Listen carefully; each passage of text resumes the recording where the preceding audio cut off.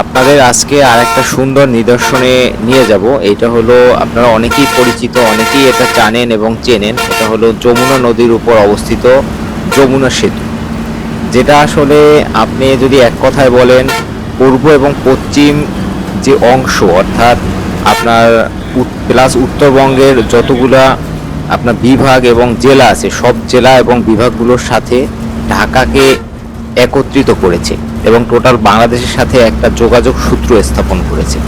আর সেই সেতুটাই হলো এই যমুনা সেতু। আর এই যমুনা সেতুর করার উদ্যোগ নেওয়া হয়েছিল 1949 সালের দিকে, এবং এটা হলো 1985 সালে এই যমুনা সেতু তৈরি করার জন্য একটা কর্তৃপক্ষ গঠন করা হয় এবং এটার কাজ শুরু হয় 1994 সালের 15ই অক্টোবরে। এটার মূল কাজ আস্তে আস্তে শুরু হতে থাকে এবং এই ব্রিজটা উদ্বোধন হতে সময় লেগেছিল অনেকটা সময়, এবং এটা উদ্বোধন হয়েছিল 1998 সালে। 98 সালের আপনার 23শে জুন তৎকালীন প্রধানমন্ত্রী আসলে এটা উদ্বোধন করেছিল ওভারঅল এই সেতুটি।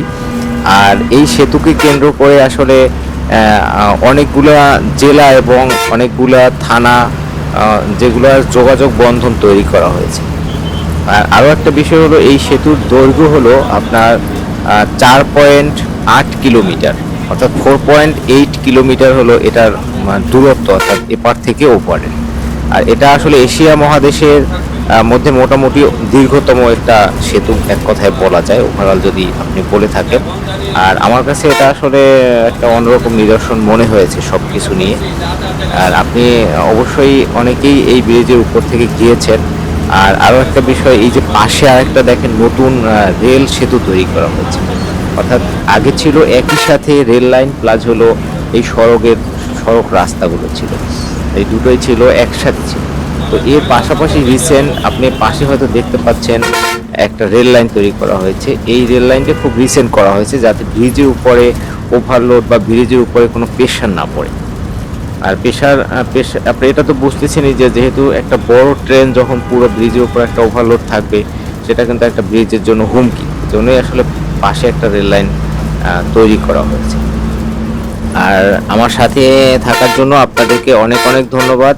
আমি চেষ্টা করেছি টোটাল টাইম আপনাদের সাথে এই ব্রিজটা পার হওয়ার টোটাল ভিডিওটাই আমি করার চেষ্টা করেছিলাম। আমি আসলে গিয়েছিলাম পাবনাতে, তো পাবনা থেকে আসার পথে মেইনলি এই ভিডিওটা আমি করেছি। আমি সরকার ট্রাভেলে আসতেছিলাম।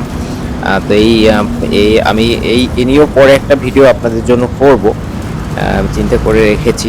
তো ভাবলাম যে শুধু ব্রিজের একটা সুন্দর একটা ভিডিও আপনাদের সামনে উপস্থাপন করার জন্য চেষ্টা করতেছি আর কি, সেটা বিষয়। আর একটা বিষয় আমি যেটা সবসময় বলি যে নিজেকে সময় দিবেন, নিজের প্রতি খেয়াল রাখবেন, নিজেকে সর্বোচ্চ ভালোবাসবেন। কারণ দিন শেষে কিন্তু আপনি শুধু আপনার নিজের, এটা কিন্তু আপনাকে সবসময় মনে রাখতে হবে। সবসময় এটাই ভাবতে হবে যে আপনার ভালো আপনাকে বুঝতে হবে। কারণ আপনি যখন অসুস্থ হন তখন কিন্তু আপনার এই বিষয়টা শুধু আপনি বুঝতে পারেন, অন্য একজনে কিন্তু হুট করে সে বুঝতে পারে না। সেজন্য আপনাকে যেটা করতে হবে, আপনাকে কিন্তু সবসময় নিজেকে সর্বোচ্চ গুরুত্ব দিতে হবে। নিজের ভালো সর্বোচ্চ আপনাকে তৈরি করতে হবে, নিজের জায়গাটা তৈরি করতে হবে, নিজেকে ভালো রাখার জন্য সর্বোচ্চ চেষ্টা করতে হবে।